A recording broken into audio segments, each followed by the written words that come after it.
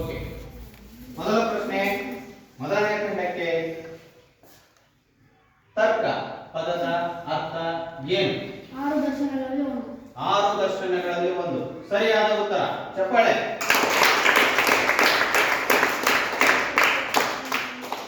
ಸರಿಯಾದ ಉತ್ತರಕ್ಕೆ 10 ಅಂಕ, ಪಾಸ್ ಆದ ಉತ್ತರಕ್ಕೆ 5 ಅಂಕ. ಹೌದಾ? ಒಂದನೇ ತಂಡ 10.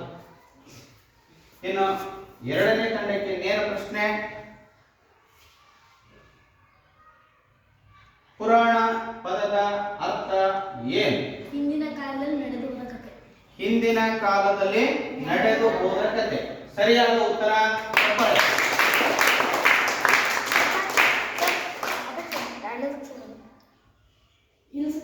ಇದು ಗುಂಪು, ಇದು ಸುತ್ತು. ಹೌದಾ? ಈ ಗುಂಪು ಎರಡನೇ ಗುಂಪಿದು. ಓಕೆ, ಮೂರನೇ ತಂಡಕ್ಕೆ ಈಗ ನೇರ ಪ್ರಶ್ನೆ. ಪ್ರಜ್ಞಾವಧಾನಿ ಪದದ ಅರ್ಥ ಏನು? ಸರಿಯಾದ ಉತ್ತರ. ಚಪ್ಪಾಳೆ. 10 ಅಂಕ. ಇನ್ನ ನಾಲ್ಕನೇ ತಂಡಕ್ಕೆ ನೇರ ಪ್ರಶ್ನೆ. ರಕ್ಷಕರು ಪದದ ಅರ್ಥ ಏನು? ಕಾಪಾಡುವವರು. ಸರಿಯಾದ ಉತ್ತರ. ಇನ್ನ ಐದನೇ ತಂಡಕ್ಕೆ ನೇರ ಪ್ರಶ್ನೆ. ವಿದ್ಯಾವತಂಸ. ವಿದ್ಯಾವಂತ. ಸರಿಯಾದ ಉತ್ತರ.